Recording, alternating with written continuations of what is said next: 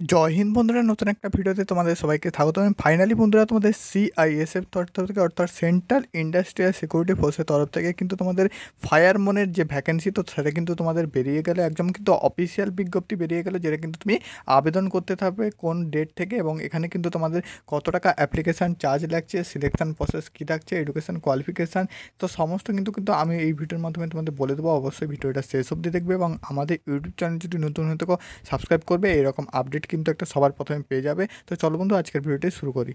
On screen দেখতে পাচ্ছ তোমাদের সামনে কিন্তু ওপেন করলাম যে তোমাদের অফিসিয়াল বিজ্ঞপ্তি, central industrial security force notice recruitment to constable fire male 2024 in CISF.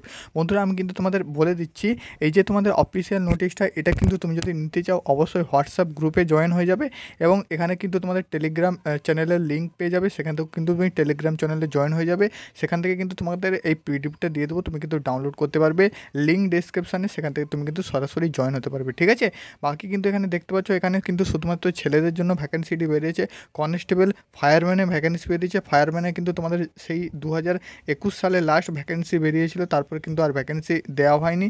এই কিন্তু তোমাদের ফায়ারম্যানে ভ্যাকেন্সি দেওয়া হলো, ঠিক আছে। তো অবশ্যই দেখে নাও পুরো, কিন্তু এখানে তোমাদের একটা জবরদস্ত ভ্যাকেন্সি আছে। আগে কিন্তু ফিজিক্যাল হবে, আগে কিন্তু রানিং করানো হবে, ঠিক আছে। মাঠ কিন্তু আগে হবে, পরে কিন্তু তোমাদের রিটেন এক্সামিনেশন হবে এবং ডকুমেন্টস ভেরিফিকেশন এবং মেডিকেল কিন্তু হয়ে থাকবে। তো এখানে একদম আমি কিন্তু পয়েন্ট বাই পয়েন্ট বলে দিচ্ছি, ঠিক আছে। এখানে দেখতে পাচ্ছ date of the submission online application. তো এখানে তুমি অনলাইন অ্যাপ্লিকেশান কবে থেকে করতে পারবে? 31/8/2024 থেকে 31/9/2024, ঠিক আছে। 30/9/2024, প্রায় কিন্তু তুমি 1 মাস ধরে অ্যাপ্লিকেশান করতে পারবে। যে অফিসিয়াল ওয়েবসাইট, তো সেটাও কিন্তু আমি তোমাদের বলে দিচ্ছি কোন অফিসিয়াল ওয়েবসাইটে কিন্তু তুমি কিন্তু অ্যাপ্লিকেশান করতে পারবে। তো এখানে তুমি দেখতে পাচ্ছ online application invited from male Indian citizen candidate, অর্থাৎ এখানে কিন্তু কোনো প্রকার মেয়েরা আবেদন করতে পারবে না, শুধুমাত্র ছেলেরা কিন্তু আবেদন করতে পারবে। কনস্টেবল ফায়ারম্যান পদে কিন্তু এখানে আবেদন করতে পারবে। Central industrial security force level 3 অনুযায়ী 21,700 টাকা থেকে 69,100 টাকা অবধি বেতন কাঠামো দেওয়া হবে। নেক্সট বন্ধুরা, এখানে তোমাদের যে দেখতে পাচ্ছ, তোমাদের কিন্তু সিলেকশন প্রসেসটা কী বলা আছে। প্রথমে কিন্তু তোমাদের ফিজিক্যাল এফিসিয়েন্সি রেট অর্থাৎ পিইটি হবে, তারপর তো কিন্তু ফিজিক্যাল স্ট্যান্ডার্ড টেস্ট পিএসটি, তারপরে কিন্তু ডকুমেন্টস ভেরিফিকেশান আছে, তারপর তোমাদের রিটেন এক্সামিনেশান আছে, ওএমআর সিট অথবা কম্পিউটার বেস এক্সামিনেশান কিন্তু হবে, এবং মেডিকেল এক্সামিনেশান হবে, এবং ফাইনাল যে রিভিউ মেডিকেল এক্সামিনেশান হবে। এইভাবে কিন্তু তোমাদের সিলেকশন প্রসেস হবে। তো তুমি যদি সিলেকশন হয় অবশ্যই তোমাকে কিন্তু ট্রেনিং সেন্টারে পাঠানো হবে। তুমি যদি সিআইএসএফ হয়ে দেশ সেবা করতে চাও অবশ্যই তুমি কিন্তু অ্যাপ্লিকেশান করতে পারবে, ঠিক আছে। নেক্সট বন্ধুরা, এখানে দেখতে পাচ্ছ 1 নম্বর পয়েন্টে কী আছে, অ্যাপ্লিকেশান আর accept through online mode only, ঠিক আছে। তুমি কিন্তু শুধুমাত্র এখানে অনলাইনে অ্যাপ্লিকেশান করতে পারবে, কোনো প্রকার কিন্তু অফলাইনে অ্যাপ্লিকেশান করা যাবে না, ঠিক আছে। নেক্সট দেখতে পাচ্ছ ফিজিক্যাল এফিসিয়েন্সি অর্থাৎ পিইটি হবে, তারপর ফিজিক্যাল স্ট্যান্ডার্ড টেস্ট পিএসটি হবে, ডকুমেন্টস ভেরিফিকেশান হবে, রিটেন এক্সামিনেশান হবে, ওএমআর সিট অথবা সিবিটি, যেটা তোমাদের কিন্তু বললাম, ডিটেলস মেডিকেল এক্সামিনেশান হবে ডিএমই, এবং রিভিউ মেডিকেল এক্সাম আরএমই, ঠিক আছে। দিয়ে কিন্তু তোমাদের যে রিটেন এক্সামিনেশান হবে তাটা কিন্তু তোমাদের ওএমআর সিটে হতে পারে, অথবা কিন্তু কম্পিউটার বেস টেস্টে কিন্তু হতে পারে। নেক্সট এখানে কিন্তু আমি যেগুলো ইম্পর্টেন্ট পয়েন্ট সেগুলোই বলে দিচ্ছি, কারণ সব কিছু বলতে কিন্তু এখানে ভিডিওটি অনেক লম্বা হয়ে যাবে।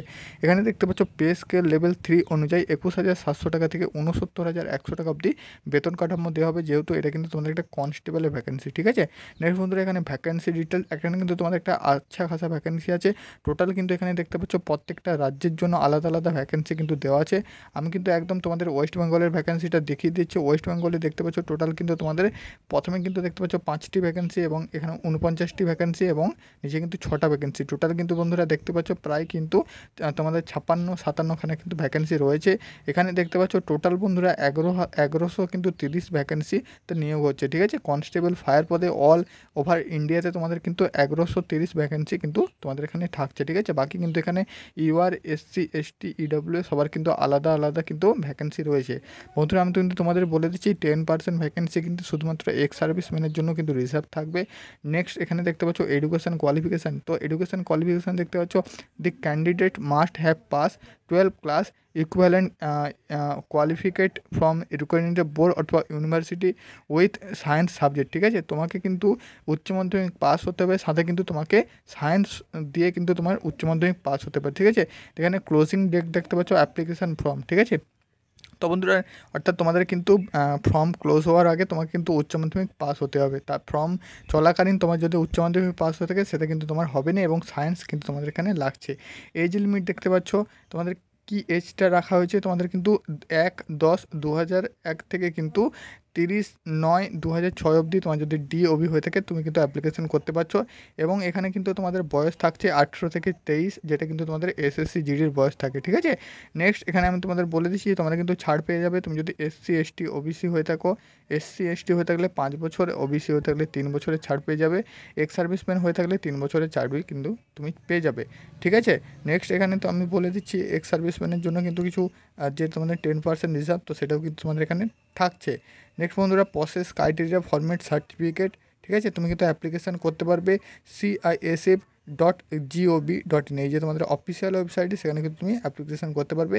এখানে দেখতে পাচ্ছ হাউ টু অ্যাপ্লাই, তো কীভাবে তুমি অ্যাপ্লাই করতে পারবে। চলে আসবে তুমি CISF-এর অফিসিয়াল ওয়েবসাইটে, দেখতে পাচ্ছ CISF.recruitment.CISF.gov.in, এই যে তোমাদের অফিসিয়াল ওয়েবসাইট, এখানে এসে কিন্তু তুমি অ্যাপ্লিকেশান করতে পারবে, ঠিক আছে। তোমাদের কিন্তু আইডি পাসওয়ার্ড যদি থেকে থাকে আগে থেকে, তাহলে তোমাকে কিন্তু অ্যাপ্লিকেশান করতে হবে। এবং তুমি যদি আইডি পাসওয়ার্ড না থেকে থাকে আগে কিন্তু তুমি রেজিস্ট্রেশন করবে, আইডি পাসওয়ার্ড নিয়ে তুমি কিন্তু অ্যাপ্লিকেশান করতে পারবে।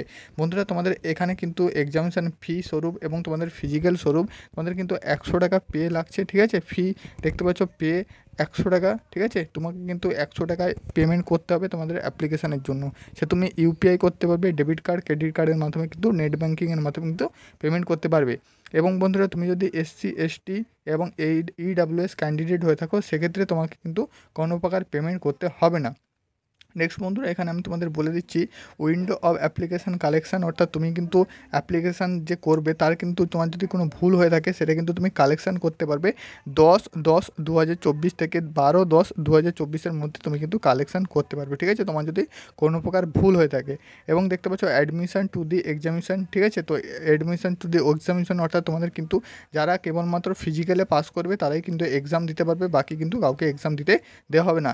রিক্রুটমেন্ট প্রসেস তোমাদের কিন্তু প্রথমে আমি বললাম ফিজিক্যাল, প্রথমে হবে ফিজিক্যাল এফিসিয়েন্সি টেস্ট হবে, অর্থাৎ PET, তারপর physical standard test PST, documents verification DV, এবং তারপরে কিন্তু তোমাদের রিটেন এক্সামিনেশান হবে এবং ফাইনালে কিন্তু তোমাদের রিভিউ মেডিকেল এক্সামিনেশান এবং মেডিকেল এক্সামিনেশান কিন্তু হবে। বন্ধুরা, এখানে দেখতে পাচ্ছ ফিজিক্যাল এফিসিয়েন্সিতে অর্থাৎ PET-তে তোমাদের কত কিলোমিটার কিন্তু রানিং থাকছে, যেহেতু প্রথমে কিন্তু তোমাদের রান করানো হবে, ঠিক আছে, তোমাদের ফিজিক্যাল হবে। তো এখানে তোমাদের কিন্তু 5 কিলোমিটার রান করানো হবে, যেখানে কিন্তু তোমাকে 24 মিনিট টাইম দেওয়া হবে, ঠিক আছে। 24 মিনিটে কিন্তু 5 কিলোমিটার রান কমপ্লিট করতে হবে। অবশ্যই এটা কিন্তু তোমাদের SSC GDর মতনই 24 মিনিটে কিন্তু 5 কিলোমিটার রান করতে হবে। এটা কিন্তু এমন কিছু তোমাদের টাফ ব্যাপার না, যারা কিন্তু একটু আচ্ছা খাসা রান করো অবশ্যই কিন্তু তোমরা পেয়ে যাবে। বাকি কিন্তু প্র্যাকটিস করলে 5 কিলোমিটার অনায়াসে কিন্তু 24 মিনিটে কমপ্লিট করতে পারবে তোমরা, ঠিক আছে। অবশ্যই কিন্তু অ্যাপ্লিকেশন করবে।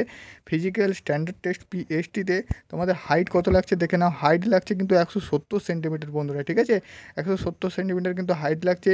চেস্ট কিন্তু দেখতে পাচ্ছ 80 সেন্টিমিটার থেকে কিন্তু 85 সেন্টিমিটার এখানে লাগছে। বাকি চেস্টে কিছু রিল্যাক্সেশন আছে দেখতে পাচ্ছ। ক্যান্ডিডেট তুমি যদি গোর্খা, গারোয়ালিস বা যেখানে লাদাখ ক্যান্ডিডেট হয়ে থাকো, জম্মু কাশ্মীর ক্যান্ডিডেট হয়ে থাকো, তাহলে তোমার 165 সেন্টিমিটার হাইট লাগছে এবং চেস্ট 78 সেন্টিমিটার থেকে 83 সেন্টিমিটার কিন্তু লাগছে, ঠিক আছে। নেক্সট বন্ধুরা, তোমাদের আমি কিন্তু এখানে বলে দিচ্ছি, বাকি কিন্তু তোমাদের যেগুলো আছে সেগুলোও কিন্তু আমি তোমাদের বলে দিচ্ছি। ওয়েট দেখতে পাচ্ছ তোমাদের কিন্তু হাইট অনুযায়ী যে ওয়েট, তো সেই ওয়েট কিন্তু তোমাদের নেওয়া হবে। ডকুমেন্টস ভেরিফিকেশান তোমাদের হবে, ডকুমেন্টস কী কী লাগবে ফিজিক্যালের সময়, সেগুলোর উপর যখন ফিজিক্যাল অ্যাডমিট কার্ড আসবে অবশ্যই তোমাদের কিন্তু আমি বলে দেবো, ঠিক আছে। তো তোমরা কিন্তু অবশ্যই অ্যাপ্লিকেশান করবে। বন্ধুরা, লাস্ট যেটা তোমাদের সেটা বলবো রিটেন এক্সামিনেশান, যেটা কিন্তু তোমাদের OMR শিটে হতে পারে অথবা কম্পিউটার বেসড টেস্ট অর্থাৎ CBT-তেও কিন্তু হতে পারে। তো এখানে বন্ধুরা তোমাদের কিন্তু 4টা পার্টে তোমাদের কিন্তু ভাগ থাকছে। পার্ট A-তে থাকছে জেনারেল ইন্টেলিজেন্স অ্যান্ড রিজনিং, যেখানে কিন্তু তোমাদের 25টি কোশ্চেন 25 নাম্বার থাকছে। পার্ট B-তে জেনারেল নলেজ থেকে কিন্তু তোমাদের অ্যাওয়ারনেস থেকে 25টি কোশ্চেন থাকছে 25 নাম্বার। পার্ট C-তে এলিমেন্টারি ম্যাথমেটিক্স 25টি কোশ্চেন থাকছে 25 নাম্বার। পার্ট D-তে ইংলিশ অথবা হিন্দি, এখানে কিন্তু থাকছে 25টি কোশ্চেন 25 নাম্বার। টোটাল কিন্তু 120 নাম্বার থাকছে, ঠিক আছে, 120 নাম্বার কিন্তু তোমাদের থাকছে। তো 120 নাম্বারের মধ্যে কিন্তু তোমাদের 100টি কোশ্চেন থাকছে, যেখানে কিন্তু 100 নাম্বার থাকছে, ঠিক আছে। যারা কিন্তু কম্পিউটার বেস এক্সামিনেশানে পাস করবে তাদেরকেই কেবলমাত্র কিন্তু মেডিকেল এক্সামিনেশানের জন্য ডাকা হবে, ঠিক আছে। সম্পূর্ণ কিন্তু আমি তোমাদের ডিটেলস বলে দিলাম। শুধুমাত্র যাদের কিন্তু সায়েন্স আছে উচ্চ মাধ্যমিকে তারাই এখানে আবেদন করতে পারবে, বাকি কিন্তু কেউ পারবে না। এবং বন্ধুরা, তোমাদের আমি এখানে বলে দিচ্ছি যারা কেবলমাত্র পাস করবে অর্থাৎ রিটার্ন এক্সামিনেশানের জন্য UR, EWS এবং ESM তুমি যদি প্রার্থী হয়ে থাকো 35%, SC ST OBC হয়ে থাকলে 33% নাম্বার হলে তুমি কিন্তু পাস করে যাবে, ঠিক আছে। তুমি কিন্তু যে মেরিট লিস্টে সেটা কিন্তু তুমি পাস করে যাবে এবং তোমাকে কিন্তু মেডিকেলের জন্য ডাকা হবে। তো সম্পূর্ণ ডিটেলস আমি কিন্তু তোমাদের এখানে বলে দিলাম যেগুলো আছে। বাকি কিন্তু তোমরা যদি অ্যাপ্লিকেশনের উপরে ভিডিও বানাও, কারণ তোমরা অনেকে কিন্তু অ্যাপ্লিকেশন করতে পারো না, তার উপরে কিন্তু আমাকে অবশ্যই জানিয়ে দেবে এবং আমাদের হোয়াটসঅ্যাপ গ্রুপে জয়েন হয়ে যাবে। সেখান থেকে তোমার যদি কোনো প্রকার ডাউট থেকে থাকে সেখানে কিন্তু আমাকে সরাসরি SMS করতে পারবে এবং টেলিগ্রাম চ্যানেলের লিঙ্ক কিন্তু ডেসক্রিপশান থেকে কিন্তু সরাসরি জয়েন হতে পারবে। আজকের ভিডিও এটুকুই, আশা করি তোমাদের বোঝাতে পেরেছি। হেল্পফুল হয়ে থাকে চ্যানেলটি সাবস্ক্রাইব করবে এরকম আপডেট সবার প্রথমে পাওয়ার জন্য।